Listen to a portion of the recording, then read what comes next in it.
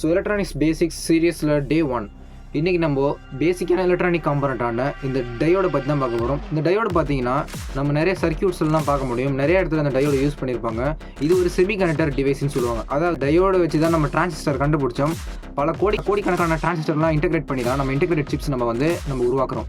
அதாவது நம்ம phone, computer, laptop இதெல்லாம் பார்த்தீங்கன்னா நம்ம சிப்பு யூஸ் பண்ணுறோம். பார்த்தீங்கன்னா சிலிக்கான் சிப்பு, ப்ராசஸர் இதெல்லாம் பார்த்தீங்கன்னா பேசிக்காக அந்த டயோட்லேருந்து தான் ஆரம்பிக்கும். இதுலேருந்து நம்ம டிரான்சிஸ்டர் கண்டுபிடிச்சோம். ஸோ இந்த டயோடு நம்ம எப்படி சர்க்யூட்டில் யூஸ் பண்ணலாம்னு சொல்லி பார்க்கலாம் வாங்க. டயோடை பற்றி ஒரு பேசிக்கான இன்ஃபர்மேஷன் நம்ம முன்னாடியே சொல்லிடுறேன்.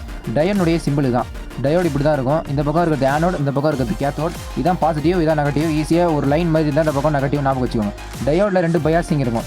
அதாவது ஃபார்வர்ட் பயாஸ், ரிவர்ஸ் பயாஸ்ன்னு சொல்லுவாங்க. ஃபார்வர்ட் பயாஸ்னால் டயோட பாசிட்டிவையும் பவர் சப்ளைனுடைய பாசிட்டிவையும் டயோனுடைய நெகட்டிவையும் பவர் சப்ளைனுடைய நெகட்டிவையும் கனெக்ட் பண்ணிங்கன்னா ஃபார்வர்ட் பயாஸ் ஆகும். அதாவது கரண்ட் அது வழியாக போகும். இப்போ இதுவே நீங்கள் ப்ளஸ் மைனஸ் டயோனுடைய நெகட்டிவ் தூக்கின்னு போய் பவர் சப்ளை பாசிட்டிவ்லையும் பவர் சப்ளைனுடைய பாசிட்டிவ் டயோனுடைய நெகட்டிவ்னு வந்தீங்கன்னா ரிவர்ஸ் பயாஸ்.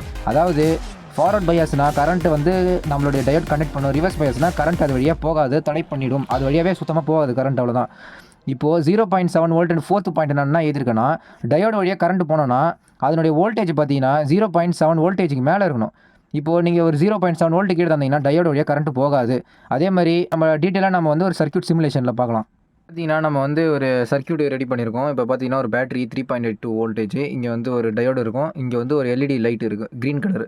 இப்போ கரண்ட் ஃப்ளோ ஆகின்னு இருக்கிறத நீங்கள் பார்க்க முடியும். இப்போ பார்த்தீங்கன்னா நம்ம பாசிட்டிவ் இருக்குல்ல, பேட்டரியினுடைய பாசிட்டிவ் நம்ம எடுத்துன்னு போய் நம்ம அதாவது வோல்டேஜ் சோர்ஸ்னு வச்சுக்கோங்க. இப்போ இதனுடைய பாசிட்டிவ் பார்த்தீங்கன்னா நம்ம வந்து நம்ம டயோட்னுடைய ஆனோடு தான் அதனுடைய பாசிட்டிவ் கனெக்ட் பண்ணுறோம். அதனுடைய நெகட்டிவ் பார்த்தீங்கன்னா நம்ம எல்இடி வழியாக போய் டயோடில் கனெக்ட் ஆகிடுச்சு. இப்போ பார்த்தீங்கன்னா டாட்டாக உங்களுக்கு போகிறது தெரியும், கரண்ட் ஃப்ளோ ஆகிட்டு இருக்குது. எல்இடியும் நல்லா க்ரீன் கலரில் எரியுது. க்ரீன் கலர் அது அர்த்தம் என்னன்னா அது எரிச்சிட்டு இருக்குது.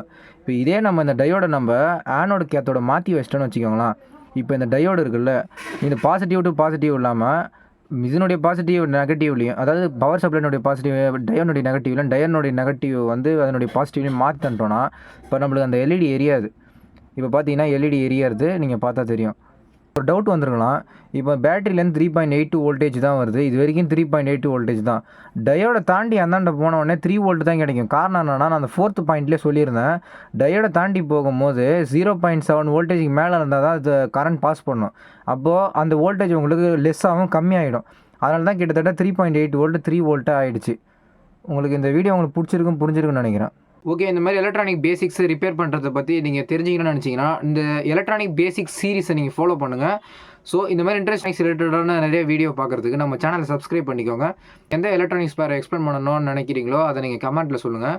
ஸோ நான் அதை வந்து எக்ஸ்பிளைன் பண்ணுறேன். ஸோ நாளைக்கு வீடியோவில் பார்க்கலாம். பாய்.